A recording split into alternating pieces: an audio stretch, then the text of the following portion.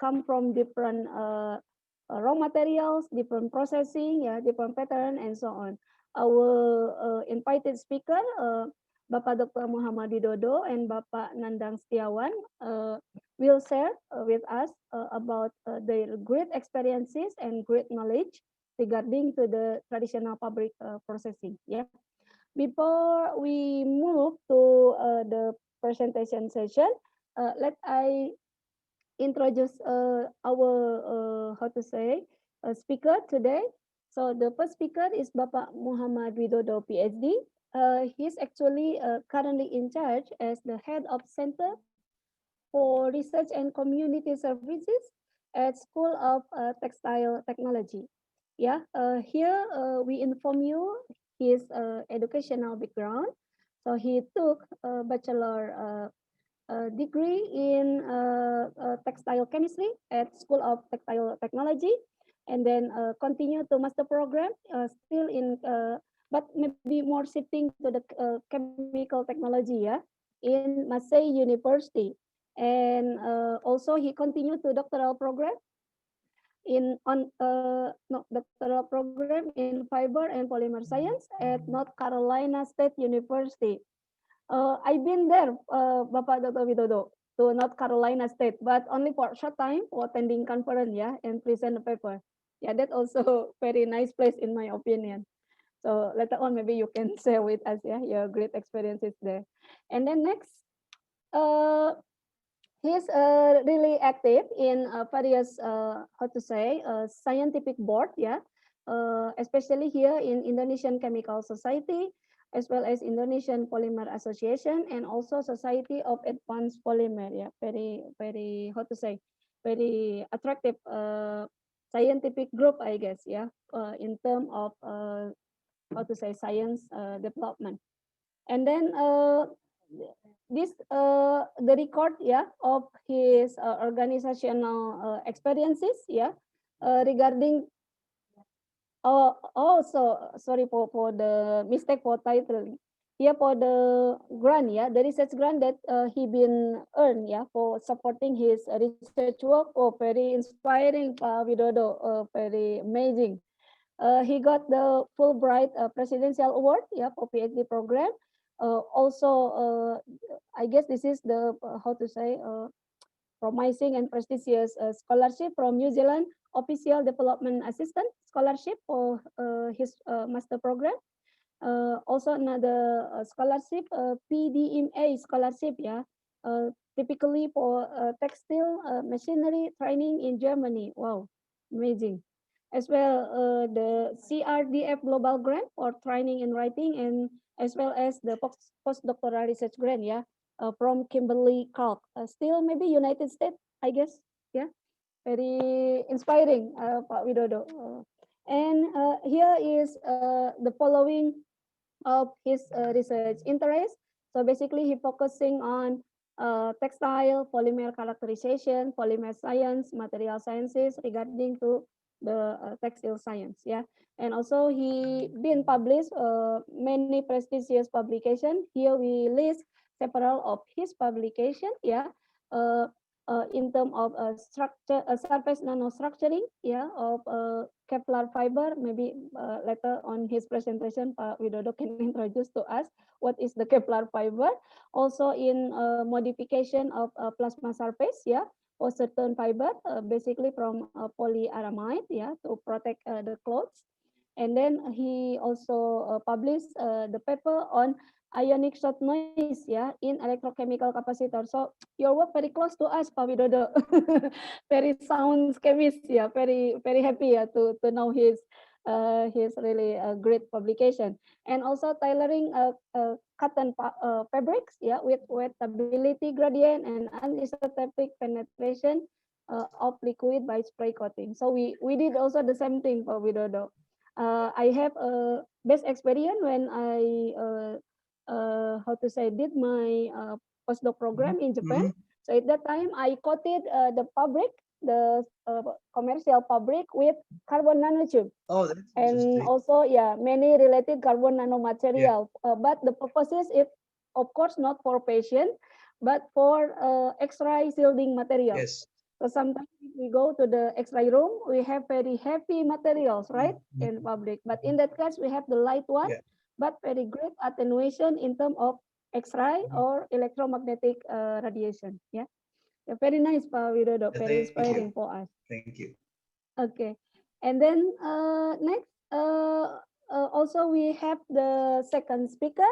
The colleges still come from the School of Textile Technology. He is Panandang Setiawan, Magister of Design.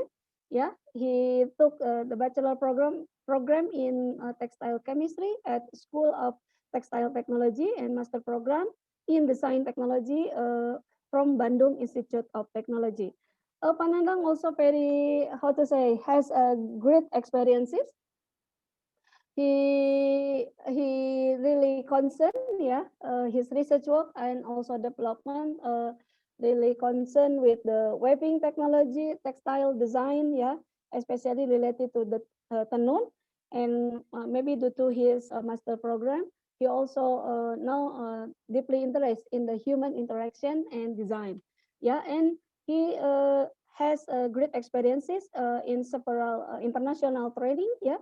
Here we found in his CV, he been involved in basic training operations, yeah, in terms of textile mine and also management in Coimbatore, India, yeah, almost 10 years ago.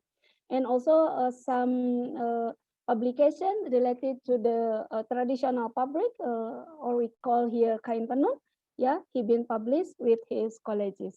So without any further ado, I guess before we move to a presentation that would be delivered by our beloved speaker. So everyone, good morning for the one who just joined with us. And now we would like to present the short video, yeah, as motivation for our lecture today. So please enjoy.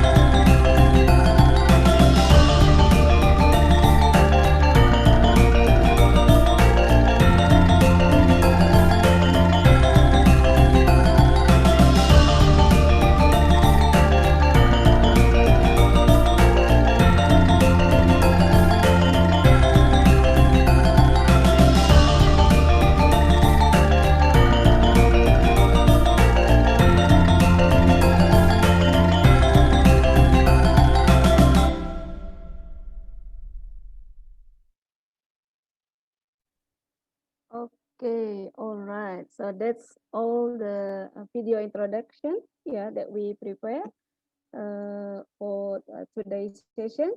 And now we will move to the lecture session that would be delivered by Bapak Dr. Muhammad Widodo and Bapak Nandang Setiawan. So, Pak Widodo and Pak Nandang, Yes. time and it's yours. Okay, thank you, Dr. Fitri. First of all, good morning for everyone. It's a pleasure for me and my colleague Pak Nandang to be here with you all this morning with this in this very interesting occasion, where we can share our and then we can also discuss together. Uh, I also thank you for the Department of Chemical Education from Education University of Indonesia, especially with the to Dr. Hendrawan MSI as the head of department, and also Bu Fitri as the head of the committee for this virtual event. Um, I will share my presentation with you so that we can just start, because the time is quite limited for us to share the information or points that we want to discuss. So yes, this is my PowerPoint. Um, I was asked to do the presentation or share with you about the Indonesian traditional fiber and fabrics actually. So my specialty is more on the fiber and polymer. And then for the traditional fabric is Panada specialty. So we share, we split the topic and the materials between Panadang and me. So I will focus more on the Indonesian traditional fiber.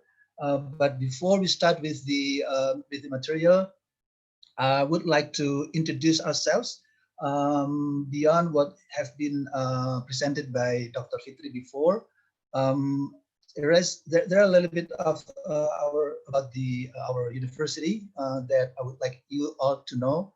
So the university that I'm working is the Polytechnic STTT Bandung. The name has been changed for a couple of times. And well, actually, we are established in 1922 during the Dutch administration at the time to promote the textile industry in that area in Bandung. And then over the time, we have changed so many times according to the situation. And in 2 years from now, we will be 100 years. So the name of the school now has been shifted from Textile Inrichting en Batik Proefstation in Bandung, from the Dutch name, and then advanced course in textile. And then last time in 1980, the name of the school is Sekolah Tinggi Teknologi Tekstil, which is translated to School of Textile Technology. And then in 2014, there is a change again to Polytechnic STTT Bandung. So STTT is the acronym for the school, for the Indonesian name for School of Textile Technology. And in 2018, we just established our first, I have to admit that it's quite late actually to have the master program, but it's good anyway. So I think it's a good time for us that we now have the master program for applied science in textile engineering and product technology. This is the only program of graduate program in textile in Indonesia.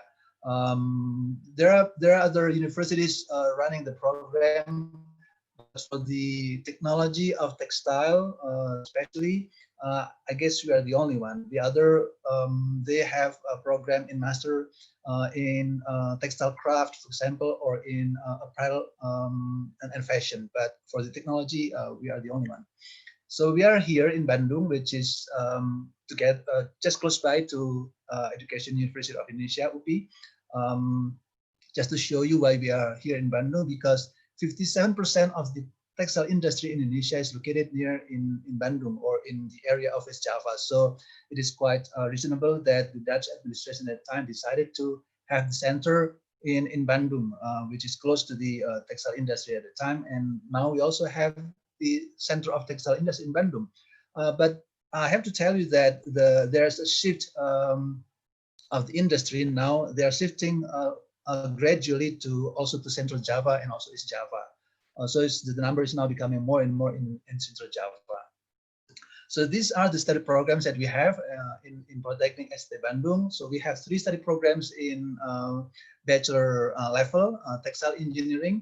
Well, actually, Panandang graduated from textile engineering, and then myself graduated from textile chemistry, and then garment production, fashion design. So the two study programs, textile engineering and textile chemistry, has started from the very first time, from the very beginning. But then in 2005, if not mistaken, then we have the new program, which is garment production and fashion design. That's the 3 study programs in an undergraduate level for Bachelor of Applied Science. And then there's another new program, which is Master of Applied Science in Textile Engineering and Applied Technology. Bu Fitri, that was my previous position as the head of Center of Research. Have just been promoted to be the head of the program for Master of Applied Science now. So I'm now not in the Center of Research, but I am now in the position of the head of program, the head of the graduate program for Master of Applied Science. That's pretty much about the university that I'm working with Panandang. So the title of presentation, or topic of my presentation, I've been asked to talk about the traditional fibers. Well, actually, the term traditional fibers is not common, or at least I'm not that familiar with the name, because most of the literatures, when they refer to traditional, most of the time they will refer to traditional textile or traditional fabrics. So I have to come up with some ideas, or I have to make a guess, or what is meant by traditional fibers. So I guess we know that I've write down there on the slide that traditional textiles or fabrics is textile that brings a tradition of the people who makes it and carry embodies cultural meaning. So when you combine together the meaning of traditional textile and fibers, then it must be that the traditional fibers must be the fibers that are used in the production of traditional textile and fabrics, and therefore, I guess, carry traditional values with them. So that's my definition about traditional fibers. I have not seen this kind of definition before, so I just have to make a new definition about traditional fibers just because for this presentation.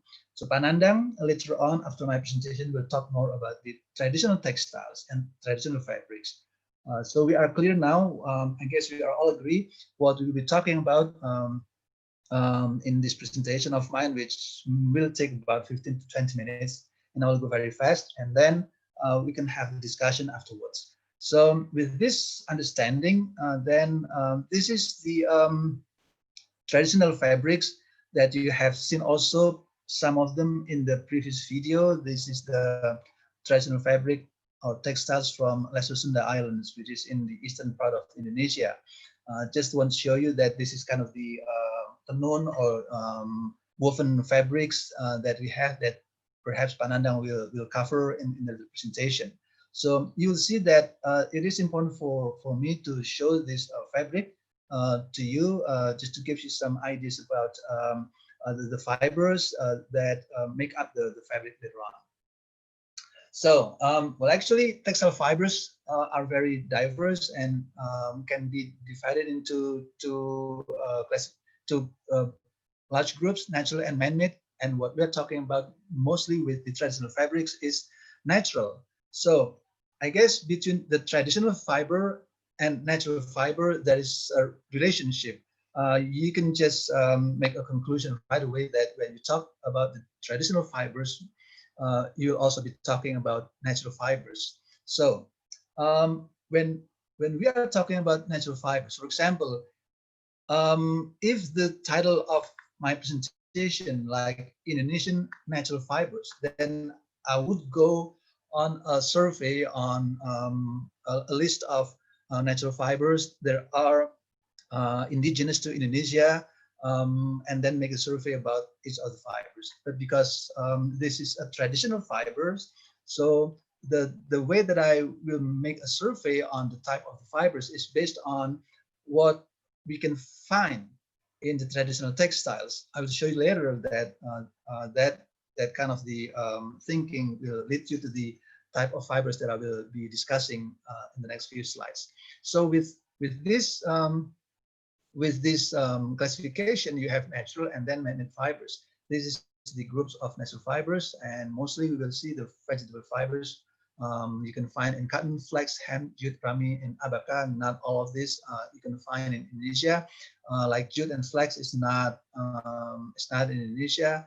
Hemp, this is a controversial fibers because this is like this is a cannabis sativa, which is also the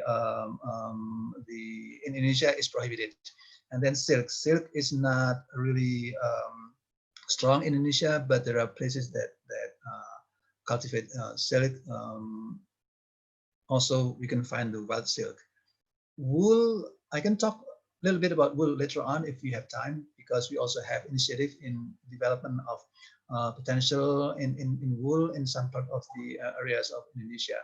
If you can see here down under the schemes, I give you the arrows of less advanced and more advanced. It means that with the natural fibers, it is a good thing that you can just pick the fibers from surrounding. Some fibers you just have the fibers, and some others you have to do something to get the fibers out of the sources, plants, for example. But when you move to the right, then you really have to do something more to get the fibers, and then eventually you really have to make something out of nothing, like the synthesis, chemical synthesis. So I give you the idea of less advanced and more advanced here to show you that this is the evolution of fibers in the human civilization.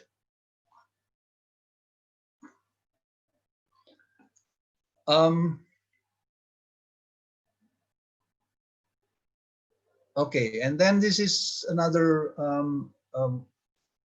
yeah. So this is production of natural fibers in the world, and you can see that it is dominated by cotton. So out of these natural fibers, I will focus on cotton, rami, and silk, and then I will show you later why I put this. But actually, if you can see here, there are sisal here. We have that also, and we in the last 20 years, I guess, we're active in the development of sisal plantation to get the fiber out of this plant. And then we also have rami, agave, which is another types of fibers, and then kenaf and rosella, and abaca.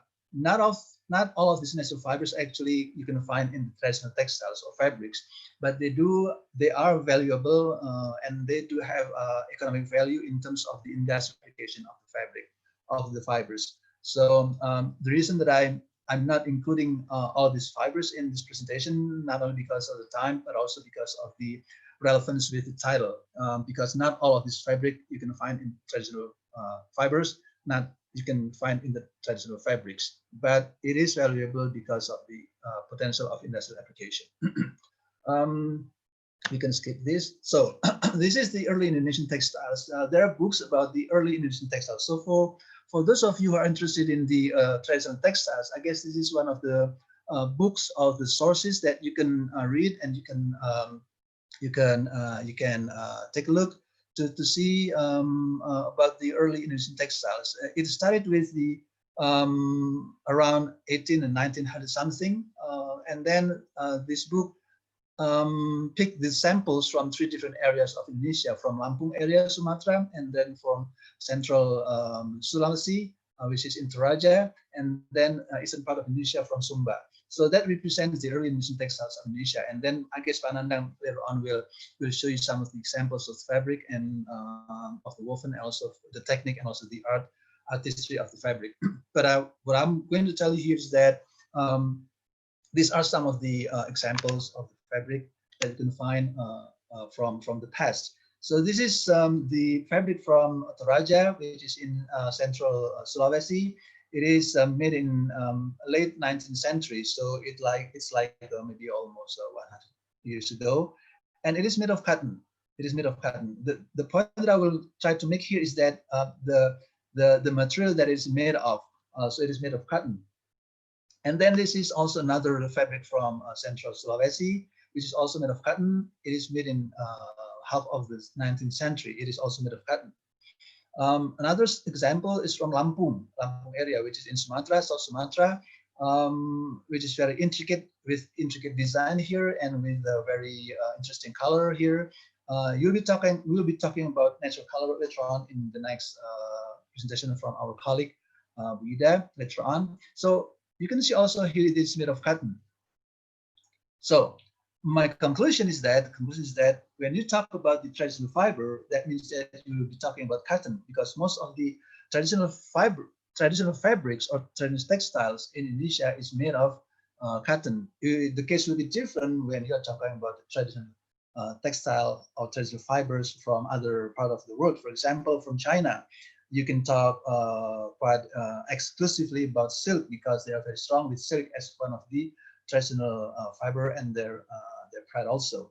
So the situation is different with us in Indonesia, because most of the traditional textiles and fabrics is made of cotton. So I'll be talking more about cotton accordingly.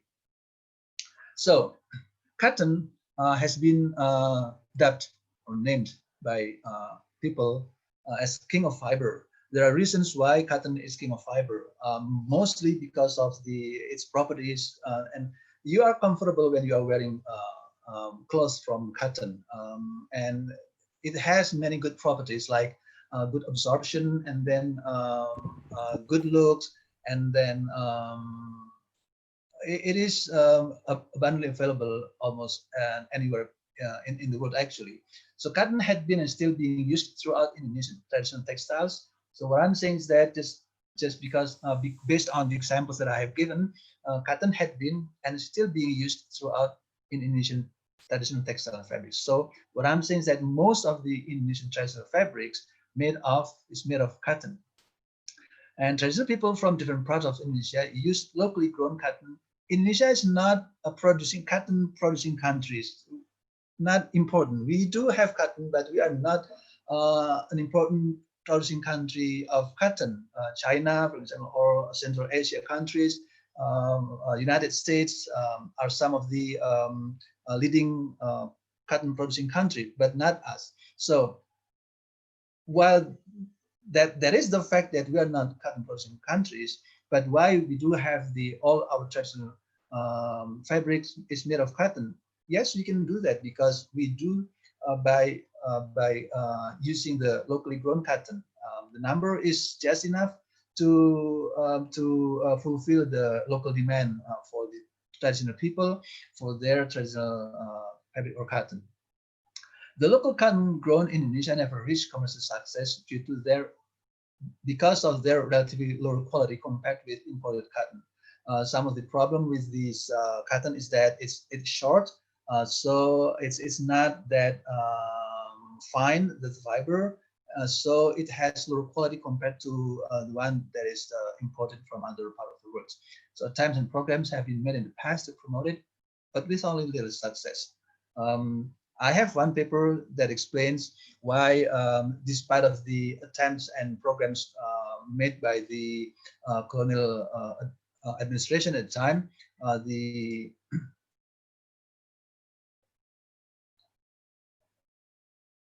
here, okay. So cotton in Indonesian traditional textile from past to present. You can see that this is the Dayak woman using some sort of the tools to spin cotton. This is from 1912, and this is West Sumba in early 1920, and this is nowadays. Some people in some areas in Sumba is still practicing more or less same technique to do the spinning and then weaving. So this is how they provide for themselves the material for their fabrics. So they are still practicing the same technique with their ancestors a long time ago. And this is a tool.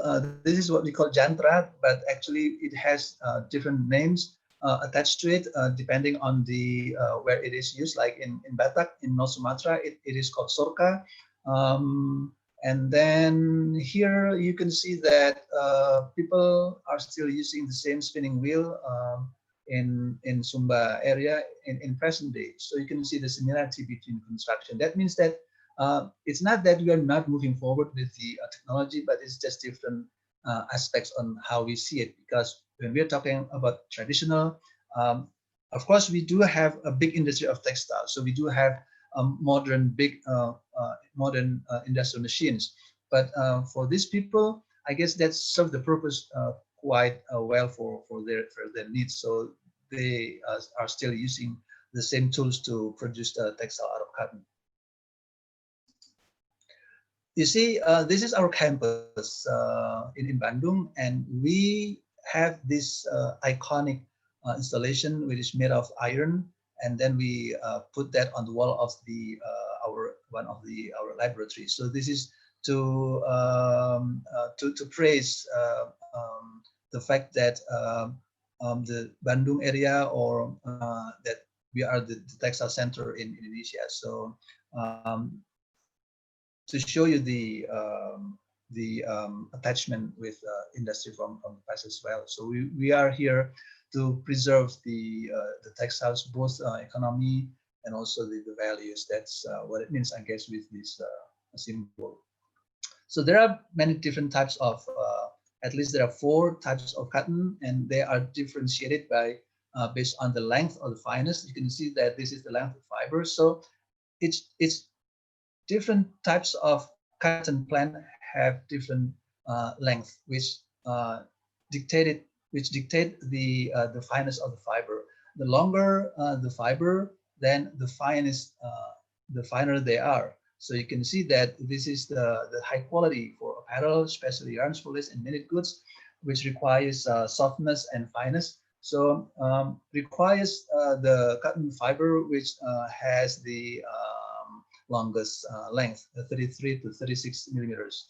And then the second is the 22 and 36 millimeters for apparel home furnishing. But this is the coarser, the most coarse fiber from cotton, which is only like 10 millimeters, which is very short. And it produces coarse fabrics. It doesn't feel as good as the one that you can get from fabric with this length of fiber fineness. When from I'm sorry that I'm giving the presentation with the chemistry behind in my mind, so it is always important for me to know the chemical structure or chemical composition of cotton. So I guess you all understand that cotton is actually cellulose. So when you talk about cotton chemically, so you are talking about cellulose. So the chemistry of cotton is chemistry of cellulose, with the most important functional groups is the hydroxyl groups, which is OH, which also dictate its properties in terms of the moisture regain and then reactivity to the chemical. So here you have like 90%, 95% of cellulose in the fiber. So the rest, what we call the rest is what we call impurities that we have to remove in the preparation of cotton for the processing, for dyeing. Traditional people in the industry, we do have our formula, recipes, and the method to remove this protein, pectic substance, and everything, which we call the impurities. But for traditional people, they do it quite simply by boiling it with water, and sometimes they also mix it with some types of lime or ashes to make it alkaline a little bit, and then put it into boil to remove all these impurities to get cellulose. The purpose of that process is to especially to make sure that the dyes, the dyes particularly that they want to put into the fiber will be absorbed and then react with the fibers properly, because otherwise all these substances, the impurities will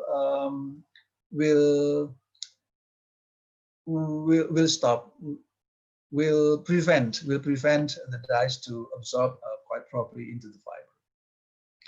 This is the chemical structure of the fiber. This is chemical structure of the cellulose, which is actually, you can see the hydroxyl groups here and everywhere. And each of the chain polymer here is bonded together with the hydrogen bond, which makes cotton quite stronger, actually. So this is the chemical structure of the impurities that I have mentioned before. So yeah, we'll talk more about it later if necessary. But I just want to show you some ideas about the impurities that we have there in cotton fabric. And this is the structure of the cotton.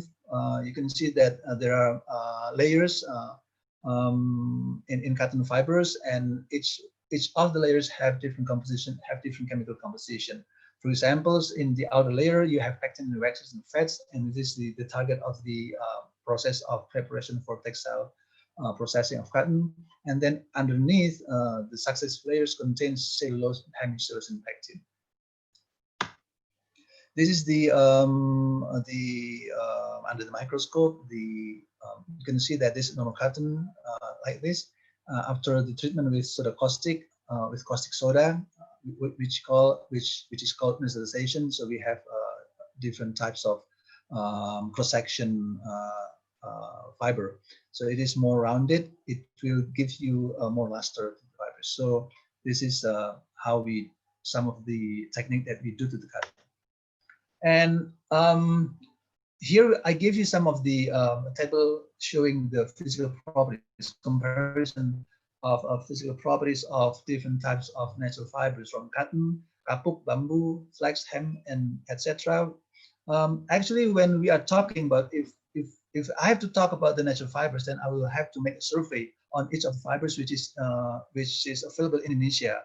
But because our focus is on traditional fabrics, so I focus more on the fiber that are used in traditional fabric, which is cotton, perhaps silk, and maybe rami as well. But the rest is not naturally found in traditional fabrics. That's why I don't do the survey on the other fabrics. But you can see here that they are all cellulose actually, so they have the same chemical same chemistry actually, but then there are differences that make them have the different type of moisture content. For example, here cotton have the moisture content, the ability to absorb moisture from the air 8.5, and then flax flax they have 12%, and rami have 8.5%. So this is the measure of the ability of the fiber to absorb moisture from air. And this is the aspect ratio, the ratio between the length of the fiber and its diameter will dictate the fineness of the fabric, the fineness of the fiber. So the larger the number here shows you the finer the fiber. So there are numbers. Panandang will be able to explain it to you more on this, but there are some guidance here to be able for you to spin the fiber. That is called the spinnability, the ability to be spinned. The fiber, the ratio must be larger than 201. Lower than that, the fiber will be too stiff and too short to spin, so that it will not hold each other between fibers. So it will not be able to hold each other. That's the reason why it has to be more than 200.1. And then to give you some comfort during wearing, you have to have the ratio of 1,000 to 1. This is chemical composition. You can see that the difference between cotton and the rest of the fiber here is the cellulose content. Cotton has the highest number of cellulose content and the lowest number of hemicellulose and lignin. That's why it's better than the other. So, and with the rest of the natural fibers, especially for fibers from best of plant, we have difficulty in removing this hemicellulose and lignin because it's the content is quite large here. Yeah, just show you if you have any question about why we don't have the cotton, while we do have the needs for cotton, but we don't have the industry grow competitively. There's one paper. There are some papers talking about this topic, but this is one that I found interesting. So if you are interested, then you can take a look at this paper. Rami is one of the most talk about natural fibers in Indonesia, especially now that I have to tell you that Rami now has become the priority for national research in Indonesia in terms of the textile. So it has become the priority for national research. So not only that it is available in Indonesia, but it has potential to be not the substitute, but the alternative or for many different other applications, not only for clothing. So it's in Indonesia. Here is the plant of Rami, and this is the fiber. Bu Fitri, excuse me. Yes. What time do I have left now? No, still you have time maybe to 10 minutes from now. 10 minutes. And Panandang? He can continue after your presentation until 11 past 30 or 11 past 40 something. Oh, okay, so I have Okay. time until 11, right? Sure. Okay, thank you, Bu Fitri. Yes. Okay. So I'll continue with this. So this is Rami, and you can see that this is very interesting actually, because this is like just shrub plants here. In the year of 1990, the government had a program to promote the plantation of Rami and the use of Rami. It started quite well, but then it collapsed because of the other non-technical issues. But now it has been like 5 years that the government and some institutions have initiated to revive the program. One of the institution other than the School of Textile Technology like us is the University of Pajajaran. One of the researchers here from the biology department has been very active in working with Rami. And there is an organization which I and the Polytechnic SIT Bandung are part of this organization, which is called Consortium Rami Indonesia. So this consortium has been very active in developing and promoting the use of Rami in Indonesia for many different purposes, and not only for the fibers, from the fibers, but also from other part of the plant. But the focus from the government of Indonesia for this Rami is for the textiles. I haven't seen any record that's shown the use of Rami in traditional fabric, but because of its significance in industrial applications and also in the future, and also based on the priority given by the government, I bring this up in this presentation. So one of the interesting application of Rami fibers, not only in fashion, but it is also I'm now doing the research in using Rami for protective clothing, for the composite, for examples, and also for fabric, which is not more in functional than in fashion. So it has a long history, Rami. So just like cotton, so it's been there for more than a while, since 5,000 and 3,000 BC years ago. So it has a lot of potential. One of the things that we need to understand about the fibers, I have to tell you that like cotton, we call it seed fibers because it grows out from the seed, just like our hair on our head. So it is very easy to get it's quite easy to get the fibers out of cotton. You just have to cut the fiber from the seed, because the fiber is there already. You can see it, so it is it's available already. But interestingly, with fibers from rami, for example, or from flax, for example, or from jute, you cannot see the fibers. The fibers is hidden within the base, between the stem, within the stem. So all you have to do is to get the fibers. But I'm wondering how the people from the past can find the fibers in the plant while they don't see it. For fibers in the cotton, I guess I can imagine that you can see the fibers right away when you come across with a cotton plant. But when you come across with rami plant or with flax plant, you cannot tell if the plant has fiber in it. Uh, I know because I was told by the book and by my teachers. So it is interesting that the fibers from this plant is hidden within the stem. And when you want to get the fibers out of the stem, you will have to do something chemically or with a process called retting.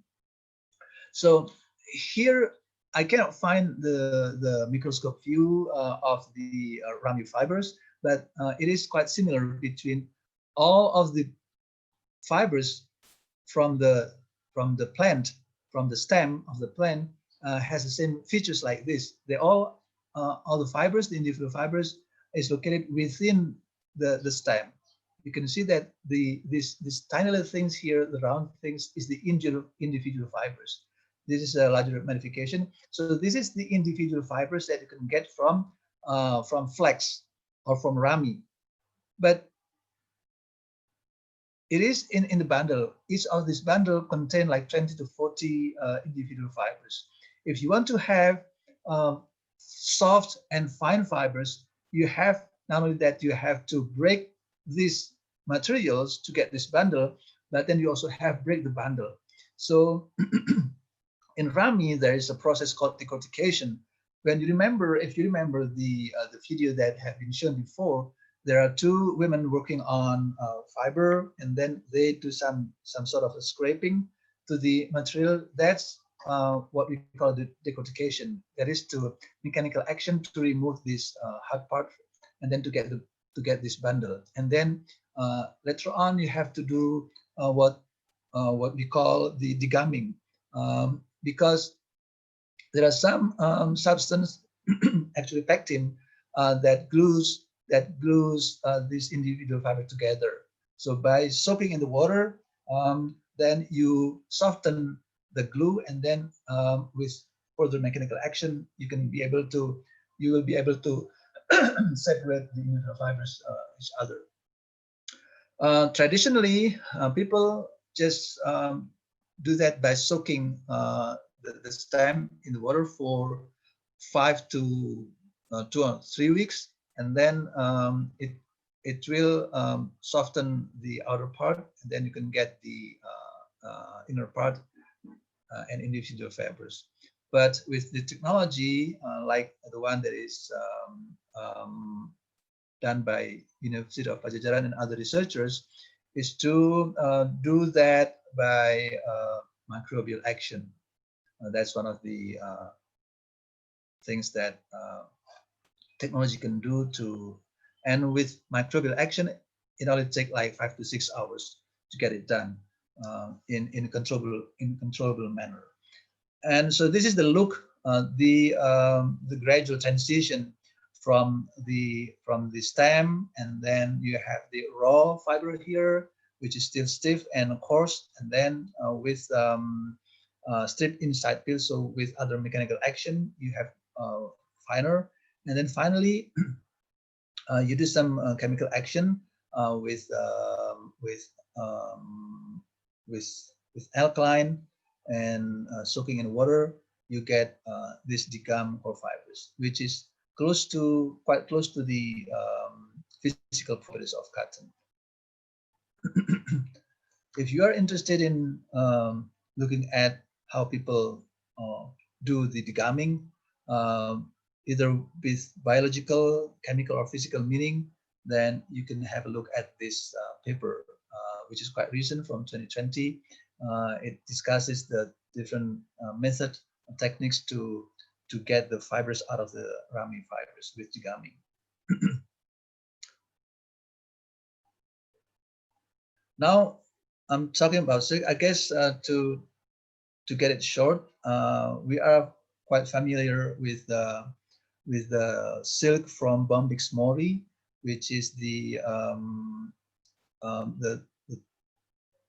silkworm that produce most of the silk. Almost 90% of silk around the world has been produced by the silkworm of the type Bombyx mori. So I would just pass it on. But then Bombyx mori is what we call the cultivated silk. So it is captivated. So it is cultivated. But then we also have the wild silk, which is quite important here and interesting, although the number is very small compared to the 95% of the silks in the world. But it is still very interesting because it has more valuable in terms of the uniqueness and also the other properties. So I will just go on further. So the difference between the cultivated silk Bombyx mori is the cross-section view of the fibers. So the silk actually, when the filament comes out from the mouth of the silk, it is wrapped in a material protein called sericin. So the individual fibers, which is called fibroin, is in pairs together.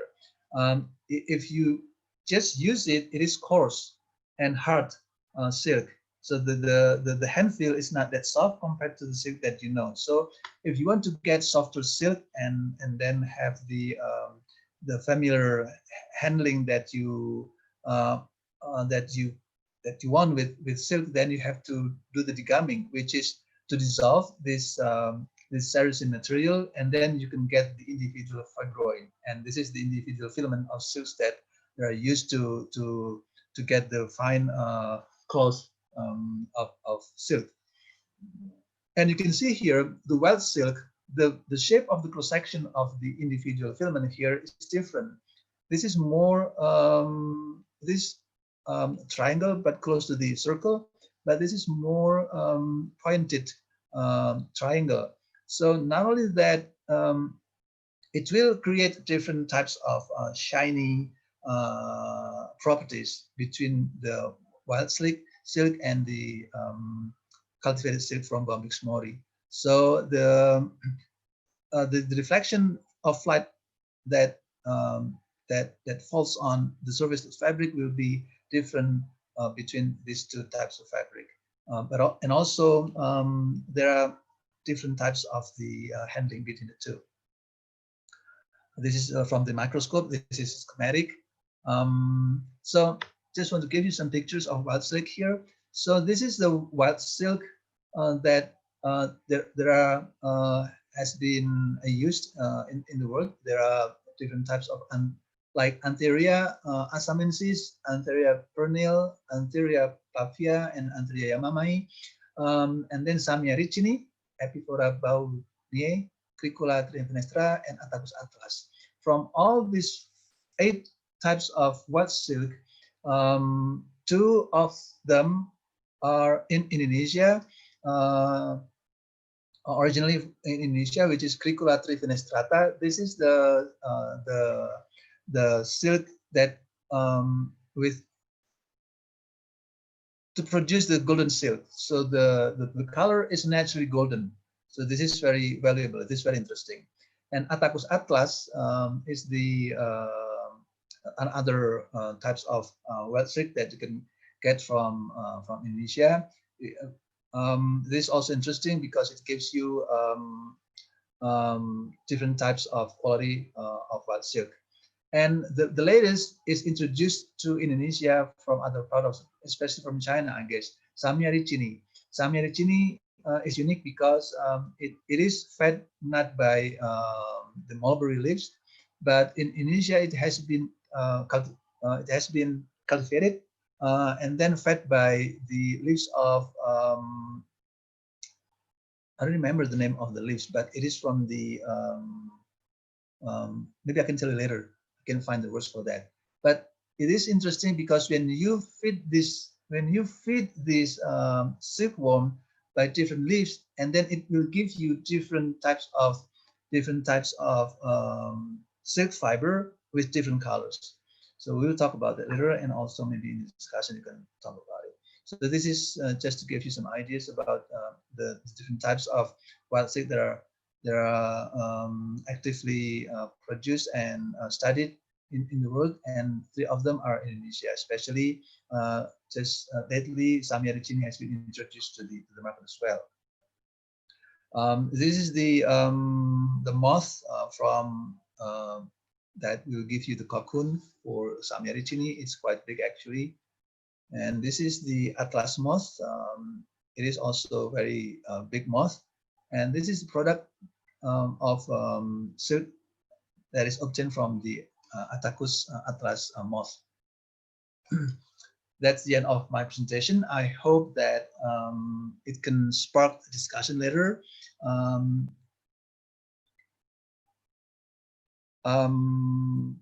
Yes, we'll discuss. If you have questions, then I will be more than happy to answer the question. Or if you have any suggestions or any thought, then we can have discussion. Thank you for listening and then for following the presentation. Terima kasih Bu Fitri.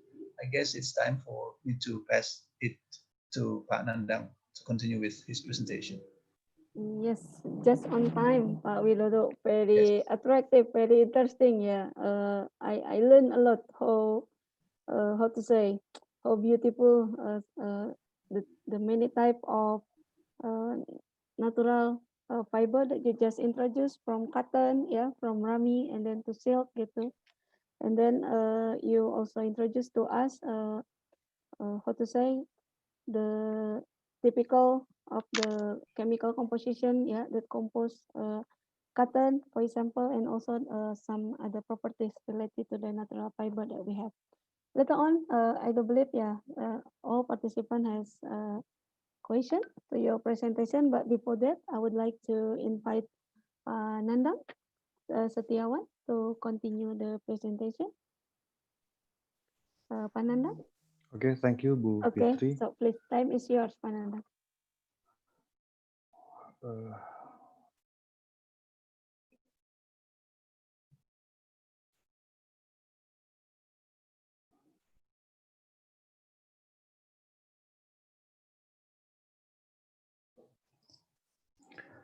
Thank you, Bu Fitri, Pak Widodo, and then also all the audience. Honestly, I'm very nervous to be here. This is my first time to present my material in English, so I'm sorry if my English is not fluent, but I will try to convey my material.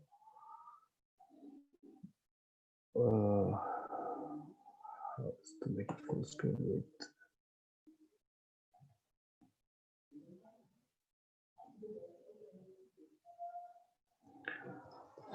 Okay, in this session, I will continue the presentation. These are the materials.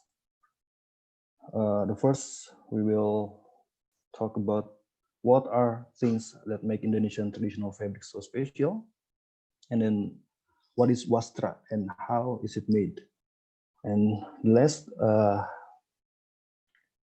will give a little bit of current situation about the Indonesian traditional fabrics regarding to the transformation of Indonesian traditional woven fabrics in the modern era. First, I will share about facts about Indonesia. We are the biggest archipelago country, and then at least we have 1,340 tribes, 2,500 local languages, and then also at least there are 33 traditional fabrics, and then decided as intangible national cultural heritage by the Ministry of Education and Culture of Republic Indonesia. Actually, there are more than 33 traditional fabric in Indonesia, but the Ministry of Education and Culture decided there are 33 as intangible national culture heritage in 2017.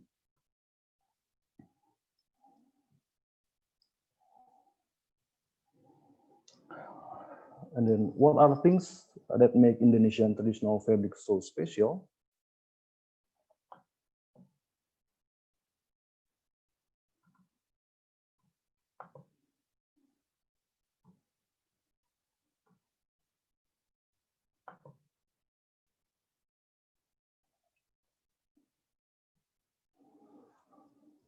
Here are the reasons. The first, historical evidence shows that the tradition of Indonesian weaving has existed since the Neolithic era. And then the tradition of weaving is spread throughout the Indonesia archipelago.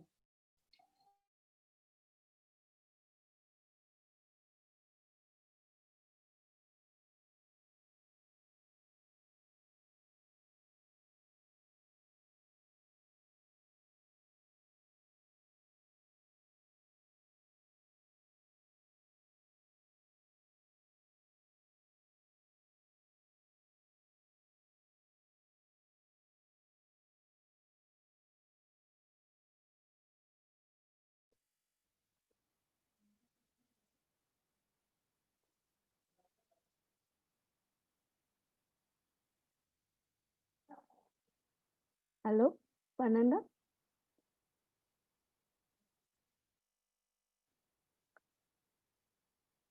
Oh, I guess Pak Nandang has, how to say, technical problem maybe with the connections.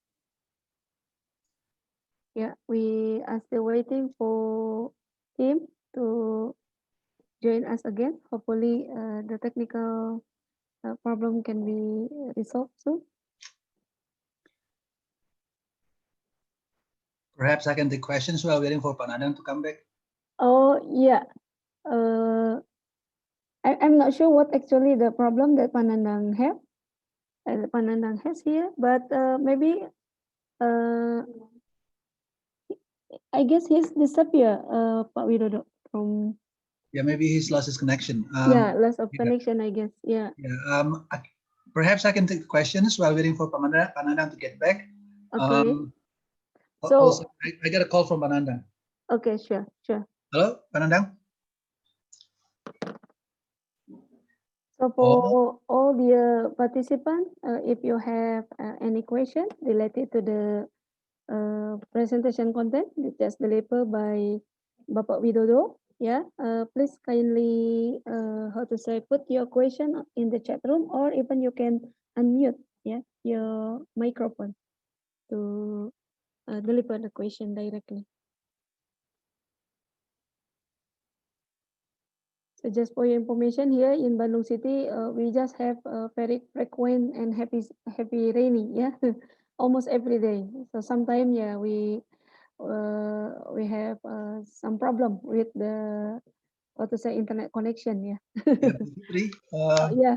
Yeah, I just got a call from Panandang that the electricity is go down.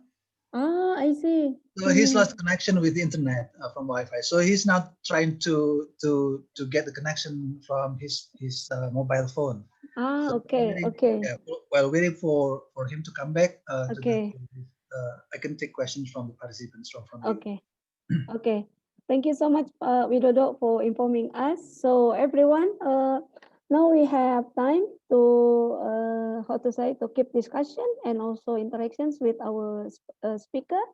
So just we follow the presentation from Bapak Muhammad Widodo. I just got the terminology, yeah, for the traditional fiber. Sometimes we also working with the fiber, but yeah, again, we have no a certain definition. So then finally, thank you so much, Pak Widodo, for providing us new definition about traditional fiber. And then Pak Widodo also introduced to us about how to say the types of textile fiber, yeah, that can be classified into natural and also man-made ones, yeah. And then he also introduced to us some example of the beautiful traditional fabrics that derive from several region of our country, yeah, from Celebes, yeah, from Java and also from other regions. And also Panandang introduced also to us about the how to say the good aspect, yeah, from cotton, why we often use cotton, yeah, as the fabric for our fashion due to its good absorptivity, yeah, also huge availability, I guess, and as well as the good looking, yeah, and how to process cotton, also for other natural fibers such as rami, silk. He also been introduced to us, and the interesting thing for my side is about your SEM images, yeah, for many fiber. It's so beautiful. I'm still amazed how you did the how you conducted the measurement, yeah, to to get the great images as you shown before. So now let we move to discussion session. So for everyone, if you have any question, comment, yeah, regarding to the presentation content that just delivered by Bapak Dr. Muhammad Widodo, yeah, very welcome to invite you in this session. As usual, you can raise your question in the chat room, or even you can unmute, yeah, your microphone, yeah, to deliver your question directly. So please. Yes, to be honest, Bu Fitri, I'm Mm-hmm. not sure if my voice, if you can hear my voice clearly. Oh, very clear, excellent, very clear with your very great accent, yeah, and also a fluent pronunciation. I guess you're very great, very great Okay. for us. Yeah. Um, and and I think that I anticipate questions from the Mm-hmm. audience because I tend to talk very fast. So Mm-hmm. Mm-hmm. maybe there are parts Yeah. that the audience cannot understand because I was talking too Yeah. fast. Very wonderful, Pak Dodo. You just like the native speaker, yeah. Very, very nice, yeah, to have you here. So, okay, we have a question from the participant. So here is the first question. Is there any technology that let us modify the chemical structures of natural fiber to create the fiber with the certain properties, Pak Widodo? Yes, of course, there are many different technology that we can do to modify the chemical properties of fibers. Not only cotton, but and any kind of fibers. You can do something chemically to modify the fabrics, the properties of the fabrics. First is that, for example, just to give you some simple examples from our daily experience. I guess we all know very well that we love to wear cotton because it is comfortable. But then we also know very well that it creases quite easily. It will give you some not nice look when it creased, Mm.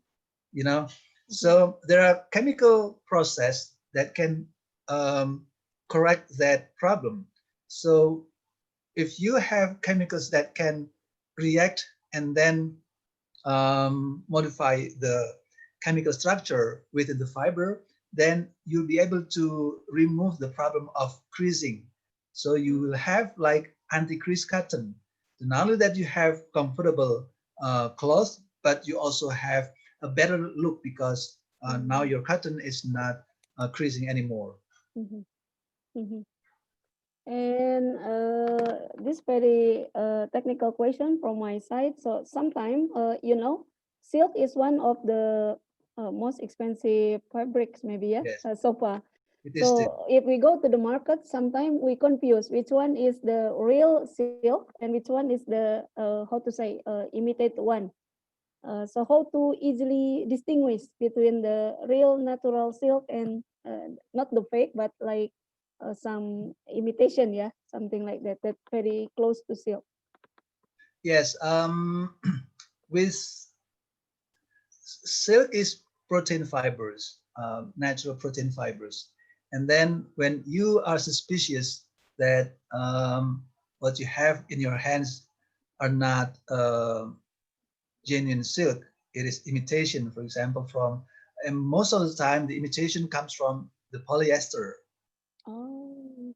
synthetic, Mhm, mhm, uh, but also sometimes you have rayon, which can imitate the look and the mhm. shiny look of the silk. Silk. So um,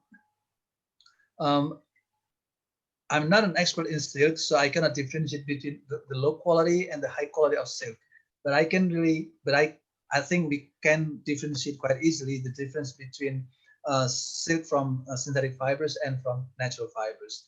Mhm, If you touch there is a typical sound of original silk that gives you an idea that maybe this is the natural silk. Um, that's one of the easiest way. Um, if you can get the threads out of the fabric, then maybe you would want to do some sort of the burning test, mhm, because if you burn that, it will give you some different results mhm, um, from when you burn the synthetic fibers. With synthetic fibers, you'll get a lump, mhm, mhm, and then with silk, it's gonna be different. mhm, mhm. Yeah. But maybe we cannot do that, yeah, in the shop No, because you the cannot. owner will be angry if we burn if we burn that one. Yeah, yeah. Okay, yeah, very great answer. Thank you, Pak Widodo, for the answer. And then we have the question from the participants. So, is there any natural fabric that have the mechanical strength maybe similar to the Kevlar fabric? Not that actually there are research which is going on now on the spider silk. So the spider silk is comparable in terms of the strength to Kevlar. So with their diameter and then compared to their properties, so they have the strength which is comparable to Kevlar, the Mm-hmm. mechanical properties. Mm. Uh, it is very similar, yeah, Yes. the Kepler. Okay, Pak Widodo, now we also have the question from the participant. So, Mhm. which one is more desirable? Modify the chemical structures of natural fiber or making the synthetic fiber one? This is not an easy question to answer actually, but if you do the synthesis, I guess you have all the freedom to do what you want.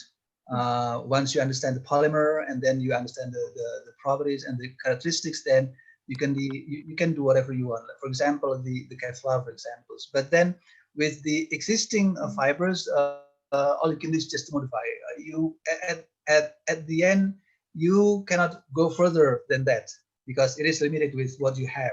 Mhm, But then more and more research going on to imitate synthetically the characteristic of the natural fibers. For example, the spider silk that I have mentioned before, people are searching ways to imitate genetic and then to inject the genetic information into the synthetic fibers, so that you imitate you are like doing the cloning to the fibers. mhm. And Pak Widodo, from your presentation, you show to us about the potential of fiber, yeah, plant fiber. For Mhm. example, nowadays we have some how to say fabrication for the natural fiber from, for example, not banana leaf, but banana, or even though from the, how to say, pineapple, pineapple leaves to be further produced for, to say how to derive for the natural fiber. So in terms of processing and other considerations, so how much promising, for exploring? It is very promising. Yeah, it is very promising actually. So we have a long list of natural fibers that are abundant in Indonesia. For example, we have pineapple leaves, which is also potential to be developed, and the authorities in this area, the agriculture ministry and also the institution research, has been very interested in developing these pineapple fibers. And then abaca, you can also Philippines actually is very strong in abaca and pineapple fabrics. You can ask the participant from Philippines that they are very proud with their produce of abaca fibers, which is already their national fibers, the abaca and pineapple fabrics. I guess their traditional fabric is made of the pineapple fibers. Their Panandang is back. I guess. Oh yeah, very great to have him again here. Yeah. Panandang? Yes, Bu Fitri, I'm back. Oh, thank you so much. Thank you so much. So finally, we are very happy that you can how to say, join with us again. Yeah. Okay, Panandang, you can continue your presentation, please. Okay, thank you. Yeah. Okay, this is facts about Indonesia. We are the biggest archipelago country.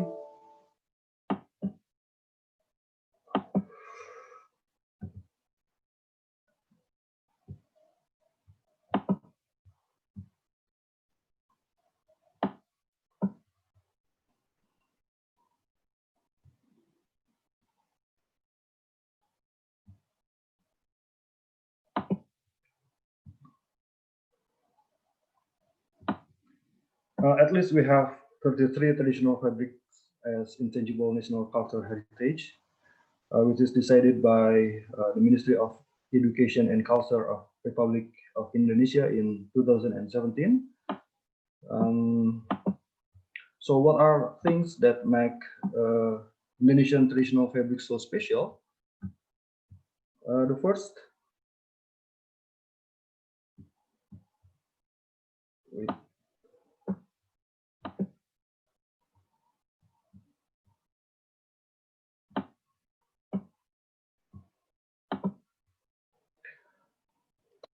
the historical evidence shows that the tradition of Indonesian weaving has existed since the Neolithic era, and then the tradition of weaving is spread throughout the Indonesian archipelago, from the West Indonesian to East Indonesia. The third are unique. Each region has a fabric with a very distinctive motif and high philosophical meaning and local wisdom. And then our traditional weaving also reflects the tacit knowledge and indigenous, the high-level skills that is passed down through generations. And then we also have strong government support through conservation and cultural transformation. And then the role of the designer also have a great role in making traditional fabrics timeless, adaptive to modernism. And then known and used massively, our traditional fabric wear by Indonesian and also worldwide society. For example, batik. Textiles and textile crafts are projected as one of the creative industries to boost GDP in 2019. Here are the 33 traditional fabric as intangible national cultural heritage.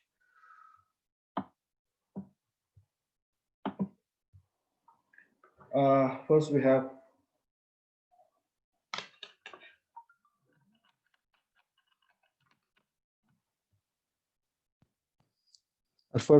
Songket Palembang.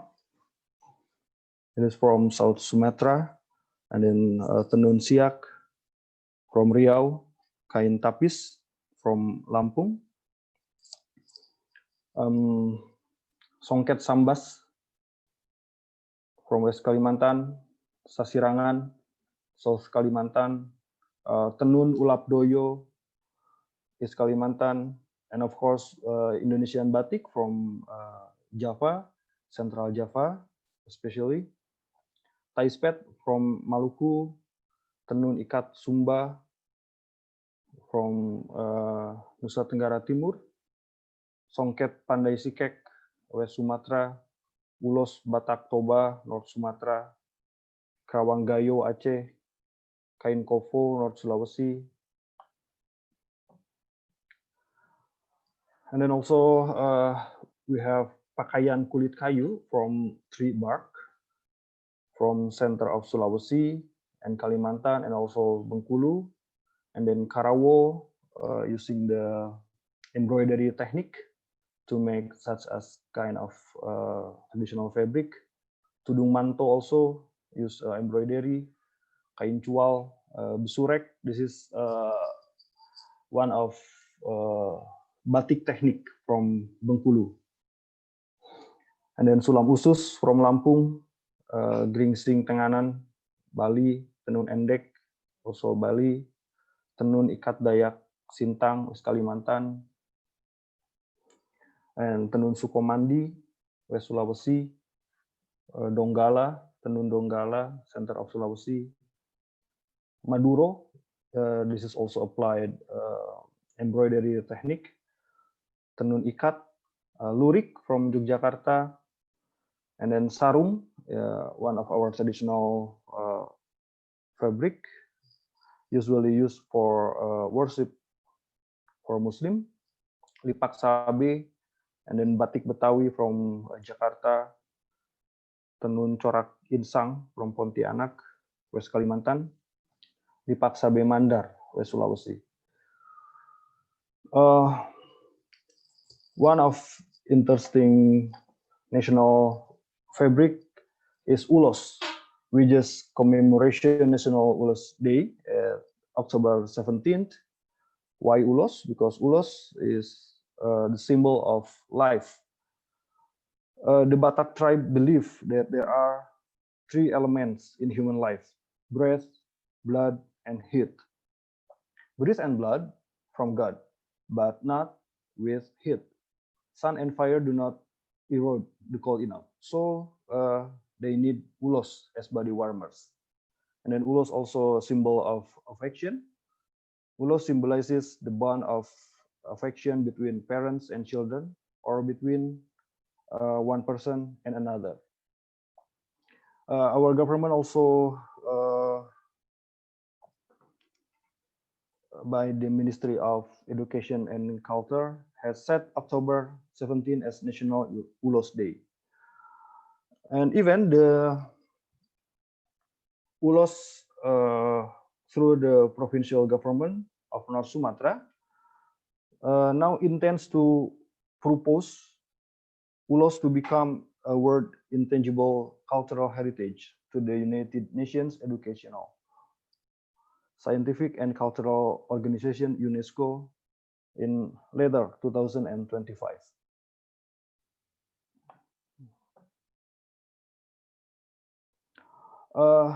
If you see the 33 national fabric, mostly are made by tenun as a technique. So tenun is one of technique that is used to produce our national fabric. And then we also use one term to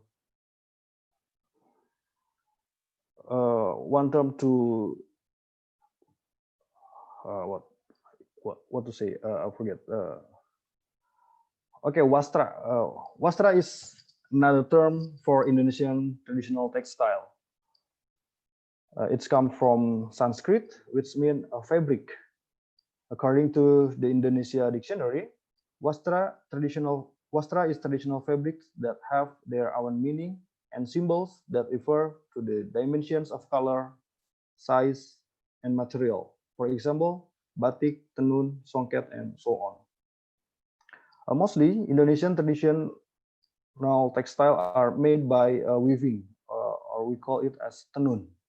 So that's why many of our traditional fabric use word tenun and then followed by the name of motif or name of the region where it comes from. This is how to make lurik from Yogyakarta. The first step is yarn dyeing process, and then this is the result, the dyed yarn. And then the next step is fern winding. So we have to make wound of yarn into a medium for a weft yarn. And then the third is yarn beaming. We have to make warp yarn arrangement in certain number, in certain width for the other material for weaving. There are two material for weaving, weft yarn and warp yarn. So the yarn beaming is to produce the warp yarn. And then the next step is drawing in and denting. So you have to put the yarn into the heddle one by one in the certain arrangement to make such as fabric structure. And then the next step is weaving. So this is the warp yarn put in the loom.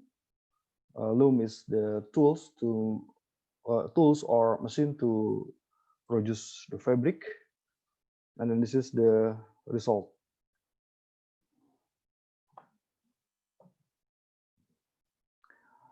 Okay, another type of our national fabric is sasirangan. These are the steps. The first, you have to draw a motif with a mold maul, like this, and then stitching the motif to bury the dyes. This is the result when some part from the fabric stitched. And then this is the dyeing process manually, and this is the process to take off the stitches after the fabric dyed. So the next step is to take off the stitches, and this is the drying process, and this is the result. Sasirangan, the embodiment of South Kalimantan local knowledge. Sasirangan is the traditional cloth of the Banjar tribe in South Kalimantan, which has been inherited since the 12th century. It is said that Sasirangan was first made by Patih Lambung Mangkurat after meditating for 40 days and 40 nights on a Balarut Banyu raft. Sasirangan was believed to have magical powers which are used for healing, or batatamba in local language, especially toward of evil spirits and disturbance by the devils. This is the looms, mostly of wastra made by loom using the interlacing method. This is gedogan. We use these tools or looms to produce many kind of traditional fabrics such as ikat weaving or tenun ikat, and also songket. And then this is the hand loom, or we call it a ATBM, alat tenun bukan mesin. And this is the medium to insert the weft yarn, called as shuttle. So all looms at least have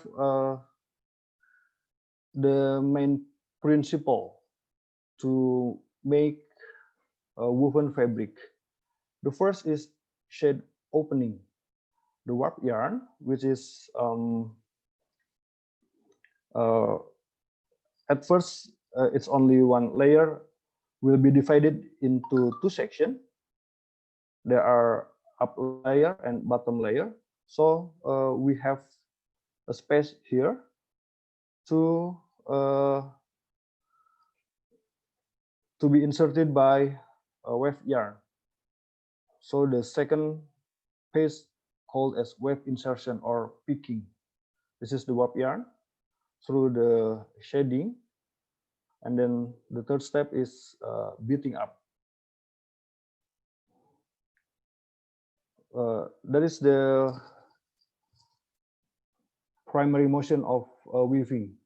All the looms from the traditional tools to modern machine are doing the same phase. There are three phases: shade opening, wave insertion, and then beating up.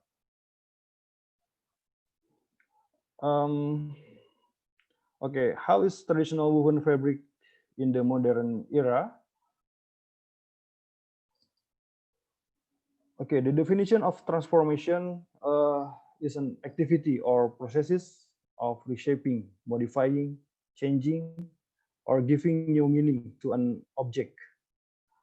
The transformation of tradition provides space for the creativity of craftsmen to be able to expand the variety of traditional cloth products without diminishing the historical and cultural meanings. By using this concept, the transitional section that are created will add new meanings in line with modern conditions. This is sustainability development, the development of the sectors of life in accordance with current needs without overriding what should be needed for the next generation. In the context of traditional weaving, the needs of future generations regarding their local cultural identity should not be ignored and allowed to be disappear.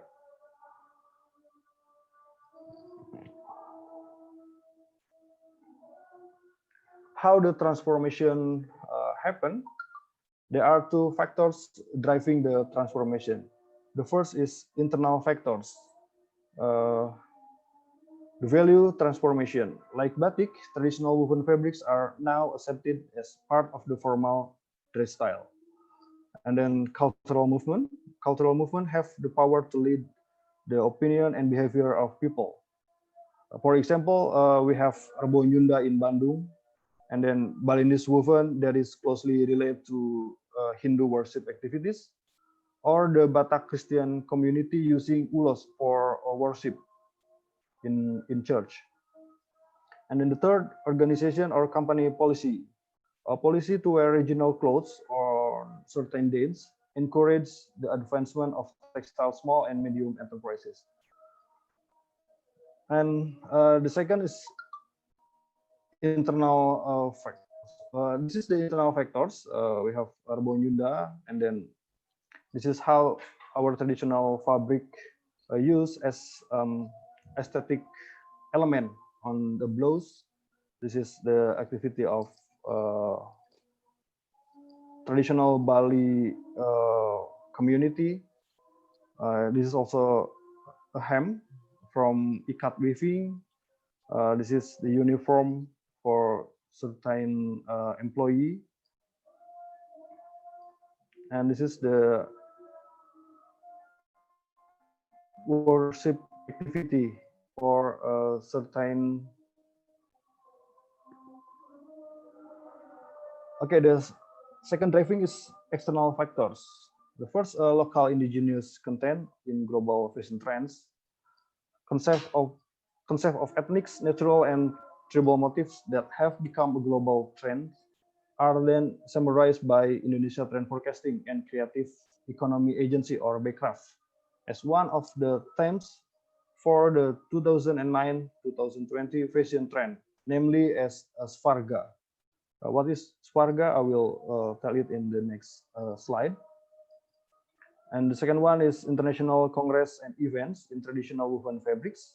Cultural movements have the power to lead the opinion and behavior of people.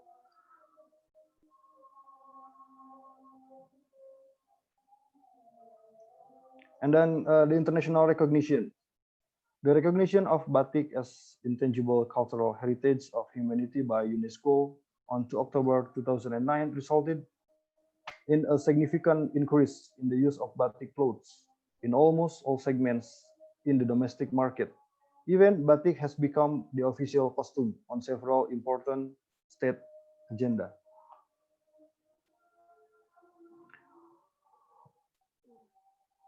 This is Svarga, one of them in trend fashion for 2020. Svarga means heaven. This is inspired by the love for artifacts with unique nuances and ethnic spirituality, but not primitive in nature. Festive colors, cheerful, geometric shapes, bourgeois impressions, as well as showing traditional wealth, which is made with high skill or artisanship. This is the application of tenun rangrang from Bali, and also tenun ikat in a certain fashion. And this is the newest things come from Paris exhibition week. Christian Dior exhibits Indonesian ikat woven fabric at the opening of Paris Fashion Week in September 2020. And several years ago, the world leaders wearing batik and ikat weaving in APEC Summit 2013.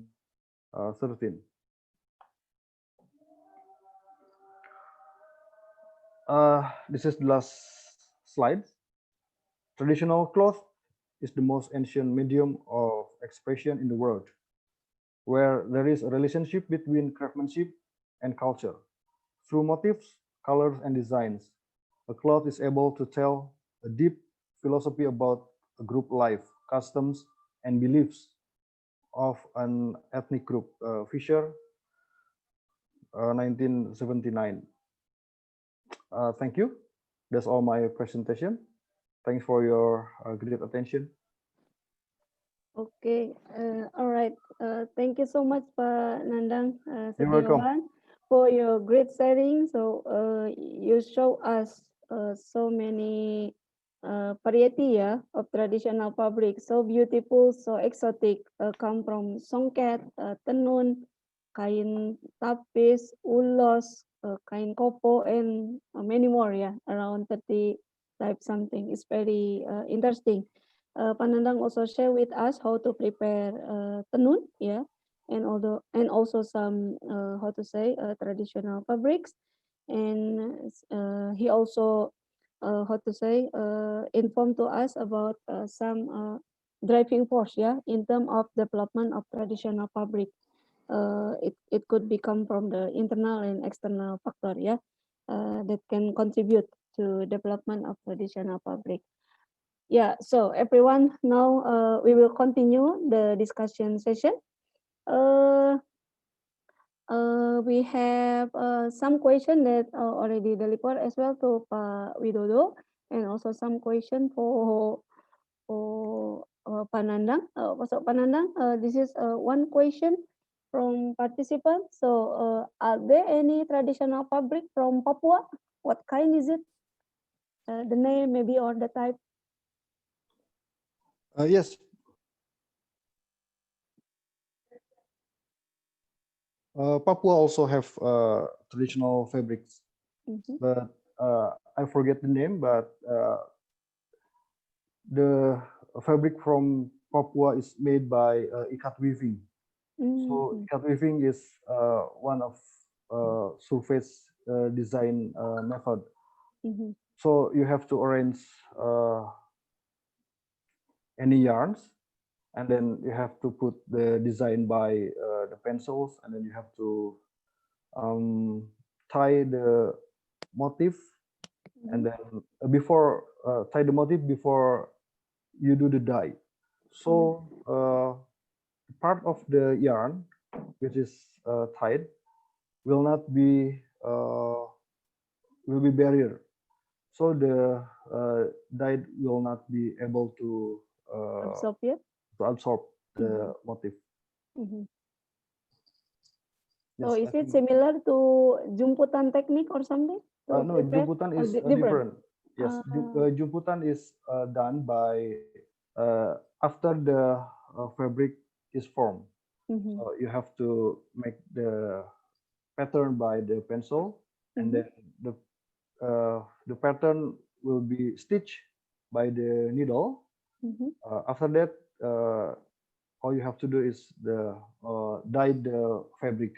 So the difference between jumputan and ikat weaving is from the material. Jumputan using fabric, but the ikat weaving using yarn as a material. Oh, got it. Yeah, understood now. And also a question from Nathaniel. Kain lontang, Panandang. Is it made of tree bark? Kain lontang. Yes, tree bark. I don't know exactly how to Process the tree bark and then to be the finished good, so we can use it as clothes. And also some a question related to your presentation is the traditional fabric that made of kulit kayu you mentioned on your presentation. Yes. Yeah. So how to prepare or how to process for traditional fabric made of kulit kayu? Actually, traditional fabrics mostly are made by weaving, but in terms of wastra, tree bark also categorized as our traditional.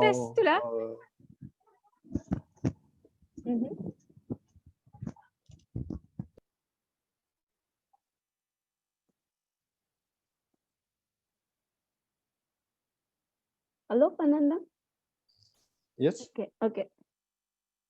Yes. So please continue. The cloth from tree bark is the different way regarding the method to make. So cloth from tree bark is not weaving, not also knitting or other. So it's mean it prepared by special method. Yes. I see. And also a question from a participant, Panandang.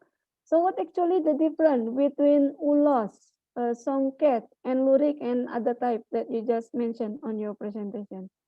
Yes, the main difference is from the technique, how to make ulos, how to make songket, how to make tenun ikat. Is the difference is from the technique. Like ulos and songket is the same technique actually. We use warp yarn and weft yarn to form the basis fabric, and also added some supplement yarns to make motifs. But ikat weaving only use weft yarn and warp yarn. So there are big differences from how to apply it and how to form a certain design from those kind of fabrics. So basically, the main difference is on the processing and technical on preparing the fabric, yeah? Yes. Yeah. And how about the tool that used for, you just mentioned, I forgot the name, the tool that you use for making the pattern and so on from the first step, the second step, and the yes. the same? Okay, For we can preparing use ulos? both tools, gedogan or hand loom. We can that one. both tools to produce some kind of fabrics like songket or ulos.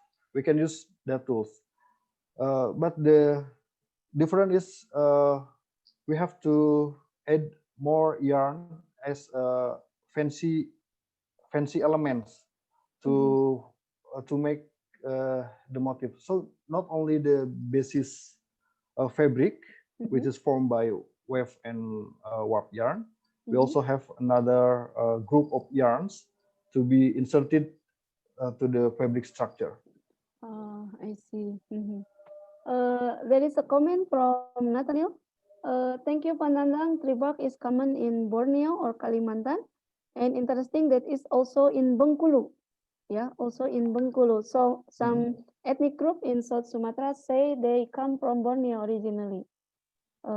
Maybe this related to the fabric that made of tribak that you Yes, just mentioned. Yeah. thank you, Is there Nathaniel. any different from Bengkulu and from Kalimantan? The different, For that, yeah. oh yes, maybe they have the same technique, but the way they put the design on the clothes Mm-hmm. maybe the same in regarding to the technique, Mm-hmm. but I'm sure they will have the different motifs, which is the uh, specific term and then specific symbol that will representing their local indigenous. Ah, I see. So that's make typical, yeah, between the one that produced in Bengkulu and from Kalimantan, yeah. Mm. Okay. There is a question for Pak Widodo. So we move for a moment to Pak Widodo. So regarding to the how to say pakaian kulit kayu, is there any chemicals that involved in the productions of the kulit kayu, pakaian kulit kayu? Yes, Bu Fitri, thank you for the question.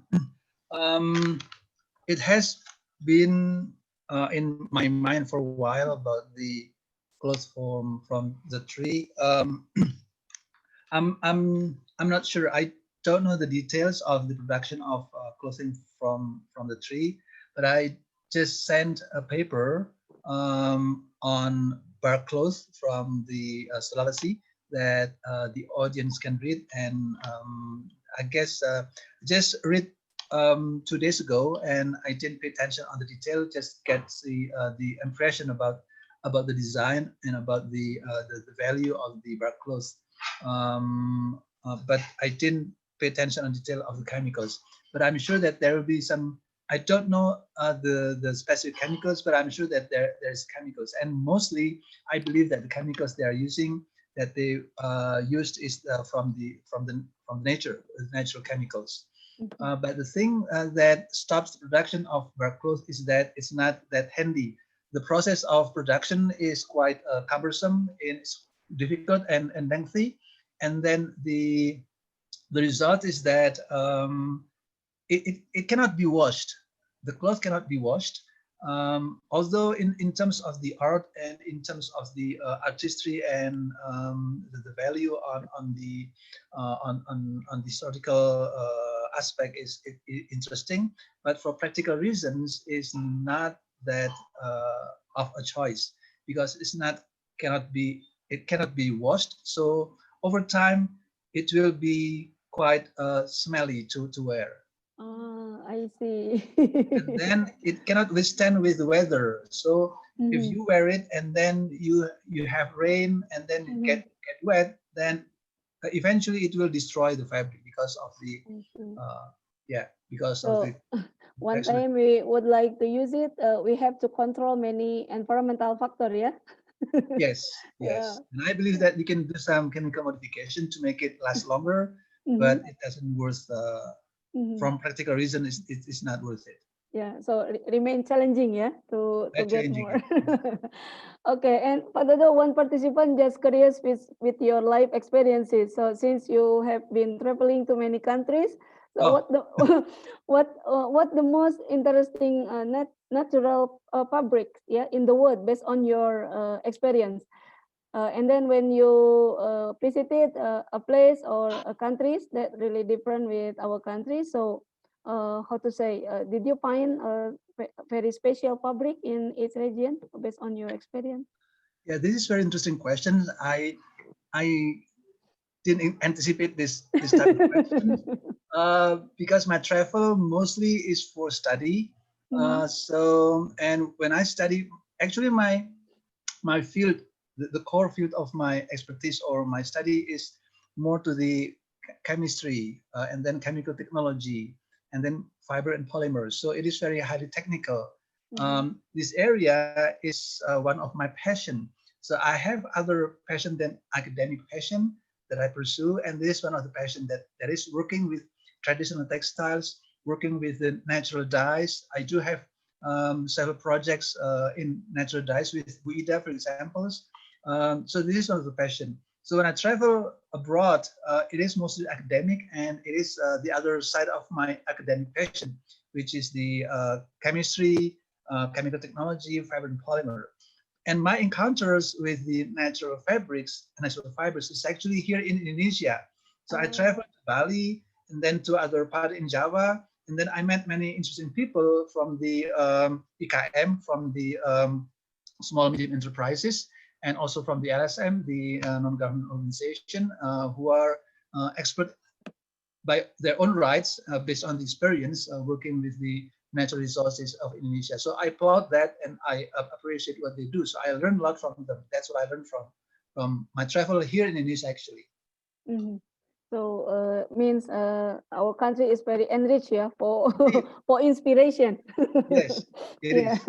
Even though you're traveling away from the country, but again, you still got a rich Yes. inspiration again from our nature and our country. Yes, exactly. Okay, I guess we still have the question from the participant for Bu Widodo. Fitri, excuse Yes? me, Bu Fitri. Okay, please, Panandang, please. I forget to elaborate one slide from my presentation. Oh, This is how Wastra is made. I think I missed this slide. So okay, please. there are two methods to make tenun. The first is structural design and then surface design. Structural design, we are talking about the fabric structure. The motif is produced by the arrangement yarn color, yarn texture, and or the pattern of yarn interlacing or interlooping. And then structural design form as the fabric is made. So the designer have to make the such as a weave plan. We call it as weave plan before they make an act to do the weaving. And then the methods are interlacing, we call as a woven fabric. And the second method is interlooping, we call it knitted fabrics. And then also the third, braiding, like shoelaces, for example. Related to traditional weaving, the structural design are applied to tenun ikat, and then songket, ulos, lurik, and also sarung. But in other things are surface design. The motif is produced by coloring part of all of the fabric or the addition of aesthetic elements after the fabric is formed. So all you have to do is you make the fabric first and then give the design touch into the surface of fabrics. So the surface design form after the fabric is made. The methods are printing, dyeing, tie-dye, drawing in the surface of fabric, or embroidery. For example, batik is surface design, like karawo, sasirangan, tudung manto, sulam usus, or karawang gayo. They are using surface design. So there are two ways, yeah, to design the wasra, yeah, yes. From the structural approach and also from the surface approach, yeah. Yes. Okay, thank you, Pak Nandang, for informing us this valuable information. And let's come back to the question, Pak Widodo. So there is questions related to your presentation. Can we make water-resistant fabrics only from natural sources? Since we know, yeah, many natural fiber, very hydrophilic one, that very attractive to water, yeah. Yes, this is quite highly technical, and this is my area, really. And yes, we can do you can have a water resistant fabric, water repellent fabric out of the natural resources. The standard for industry to make a water repellent fabric is by using chemical called fluorocarbon-based chemicals, based on fluorochemicals, which is now prohibited because of the environmental and health concerns. So people are now looking toward the alternative, which is more sustainable and more environmental friendly. Most of the time, they are using the hydrocarbon or wax-based substances that they can get from the natural sources. Mm-hmm. So, do we need any modification to handle the, how to say, water affinity? Yeah, the strong water affinity from natural fabric. If we would like to prepare the water resistant fabric. Well, actually, it is a question because when you have the natural fabric, which it's with their already excellent properties in hydrophilic properties, which give you a comfort feel. So when you give them the water repellent properties, it will decrease the comfort properties of the fabric. So unless you have specific function or purpose in your mind to modify that, to convert the properties, then I guess there's no point to make it water repellent permanently. So the main consideration is the purpose, yeah, on yes, yeah, purpose. on designing that one. Okay, got it. And I guess this is the still some question, but we are limited by the time. But just maybe the short comment from Nathaniel. So traditionally, people use an inner rattan garment to protect the traditional fabric from sweat, wetting. Yeah. Do you have any comment, Pak Widodo and Panandang? I have read in one of the in a few of papers that paper mix the cotton based fabric with rattan fabrics, but I didn't. To be honest with you, this is I don't quite understand why they put it as the element in the cotton base. In fact, I just know from you that there's a possibility that it is there for to modify the wettability properties. I see. I see. Yeah, So to be honest with you, I haven't heard about it before. Yeah, anyway, it reflects how to say how wonderful, yeah, our nature. Every Yes. region, every country has very typical one, yeah, regarding to the fabrics, and yeah, different processing, different design, and also different purpose. We learn a lot, I guess, as well from Nathaniel. Nathaniel, thank you so much for sharing great information, yeah, on your side from Malaysia. So, Pak Widodo, Pak Nandang, I do believe still some question from the audience, but we are limited by the time. Before we close the session, we have the assignment for participants. So we provide the quiz. So could you please prepare that one? Actually, the question that we share on our quiz based on the presentation content, yeah, delivered by Pak Widodo as well as Panandang. So everyone, before we close the session, please join with us. Don't forget to join at www.kahoot.it. And here is the game pin for today's assignment, 2787881. So please kindly join with us. We provide the link in the chat room just in case you are missing, yeah, for joining this assignment. Okay. We are waiting for other participants to join with us. If you follow the lecture from Pak Widodo and Panandang, I do believe you would easily to answer the questions here. Okay, please. We are still waiting for other participants. Thank you so much, Pak Widodo, Panandang. Very great and interactive session, I guess. Yeah, we have many fruitful discussion here with all participants. Yeah, around 20 participants already joined with us. So we are waiting to 30 as usual. Come on. For the one who hasn't yet joined with us, please come to www.kahoot.it. And the game pin for today is 2787881. Okay. Thank you, Tran, Aisa, yeah. Okay, Tika. Okay. Who else? No more to join? Okay, let's be. Okay, Mida, still 26. The participant? Okay, in such case, let's be counting to start this game. 3, 2, 1. Okay, start from now.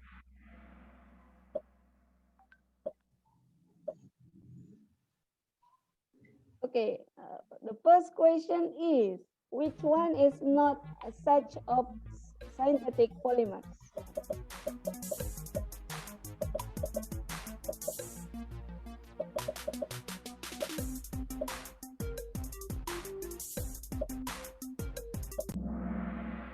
Okay, not bad. Half of participant correctly answer. Dina now leading. And then the second question is, cotton is called as a king of fiber due to these properties. Exact.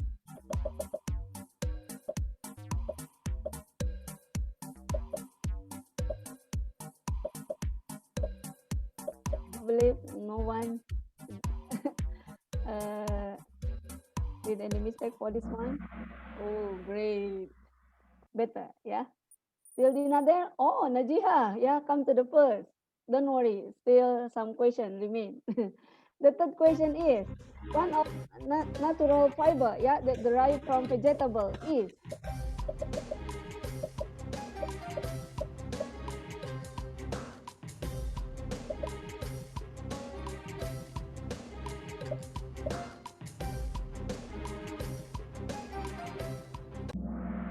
Mm-hmm. Okay. Oh, no, Aisa, yeah, come to the first. And then the fourth question is, earlier Indonesian textile come from several places in Indonesia. Exact.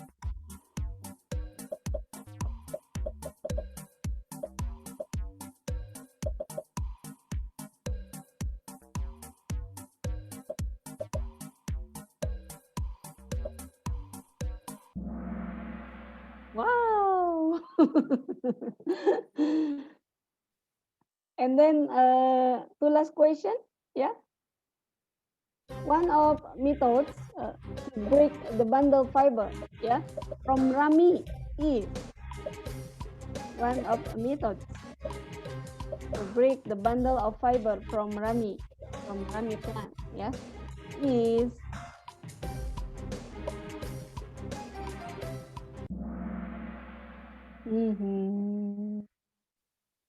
And the last question, what is the name of these fabrics? Two. Babang Pak Nandang just shown to us on his presentation. Don't make any mistake. Wow. And yeah, okay, Nazmia in the third place, yeah, the faster and the most correct answer. Dina in the second place, and who's the first for this session? Okay, congratulations, Farah. Congratulations. And runner up, Aisa and Hana. Okay. Okay, thank you so much for your great participation on this assignment. We really had a great time today. And yeah, finally, we come to the end of this session. So I would like to give the opportunity to Pak Widodo as well as Panandang to deliver the conclusion remark. Please, Pak Widodo and Panandang. Yes, thank you, Bu Fitri. I enjoy the session that we have. I hope that it is useful for you guys, and I hope that we can always that we can keep in contact. So you can always keep in touch with me, and I'll be happy to be in touch with you. Also with Bu Fitri and also colleagues there in UPI. I'm looking forward to be able to collaborate with you in further any collaboration. Thank you. Thank you so much, Pak Widodo. And Panandang, please. Okay, this is a great opportunity for me to join this program. Just amazing. This is my first time to present my material in English in the so many participants. Nice to meet you all. I hope you will get any benefit from this session. Thank you. Thank you so much, Panandang. Thank you so much, Pak Widodo. So, on behalf of chemistry department, here I would like to send our sincere appreciation and also, how to say, thanks, yeah, for your excellent and great contribution for our virtual summer schools program. It really interesting, attractive for us, yeah, and yeah, we learn a lot, yeah, from Pak Widodo as well as Pak Nandang about the textile science as well as textile technology, yeah, in terms of traditional fabric. So here is the e-certificate. We would also deliver the certificate for Pak Widodo and Pak Nandang through your email. Again, thank you so much for your great contribution. And yeah, as Pak Widodo said, keep in touch and yeah, don't forget to be happy and have a great day for everyone. Thank you so much, Pak Widodo. Thank you so much, Panandang. Thank Yeah. you so much to all dear participants and see you again tomorrow. Tomorrow we will have the topic for tea. Yeah, we call the topic as the chemist tea. Kulit. Oh, okay. I do mistake. So tomorrow the topic will be about the letter. Here, don't forget to give your response on your attendance list, yeah, to be recorded in our document for proceeding your how to say credit earning, yeah, by the end of this program. And just to remind you, please how to say share with us about the progress of your final project regarding to your presentations about the topic that related to the thema that we share in our virtual summer school. If you have any inquiries, please don't hesitate to contact us through the WhatsApp group as well as in our Google Classroom.